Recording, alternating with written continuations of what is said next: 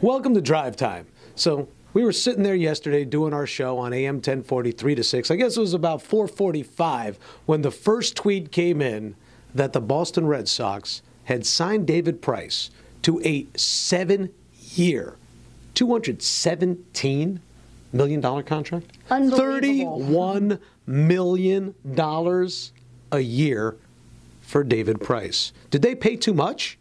I think a lot of people would think that, and we talked about it yesterday. You go back and you look at his performance in the playoffs. Make no mistake about it, David Price is one of the absolute studs of the regular season. But during the playoffs, and a lot of it had to do with the Texas Rangers having his number, but you could say to yourself, well, you know what? Maybe his performance in the playoffs didn't really warrant that amount of money. But real quick, too, you look at that number.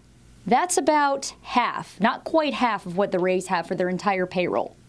There's no way they would have ever been able to afford that, but plenty of teams out there couldn't have afforded that. Yeah, the Rays' payroll last year was in the neighborhood of $71 million. They probably spent less than $31 million on their entire pitching staff. They recently signed Chris Archer to a 6-year deal that will pay a total of $25 million. So I know it hurts for the Rays fans when they see the David Prices of the world come back in somebody else's uniform, but you have to admit, the Rays are spending their money a whole lot more wisely. I'm never comfortable with putting all of that amount of money, and I know that the Red Sox have a lot more capital to work with, but I'm not comfortable putting that amount of money into one player, especially the nature of the game, and especially the record number of pitchers every season that are being lost to Tommy John surgery. Now, in no way am I trying to, cast a bad omen on Price, but that is something to consider. At the same time, though, it concerns me because you don't want to set a dangerous precedent for guys like Chris Archer who are coming up through the Rays. And granted, he's going to be here for a little while, but the Rays are going to be developing these guys. It would be nice if they could re-sign some of their own pitchers when you've got contracts like this. And again, this sets the market. We're going to see Zach Greinke get a ton of money too. What's that going to mean? That's going to mean that some of these clubs that are more mid-market clubs that don't have a lot of money to spend, even the Royals, because they're one of those teams, they're not going to be able to compete with that. Well, maybe they can. Maybe baseball is changing, and maybe the Red Sox are playing by old rules that just aren't right.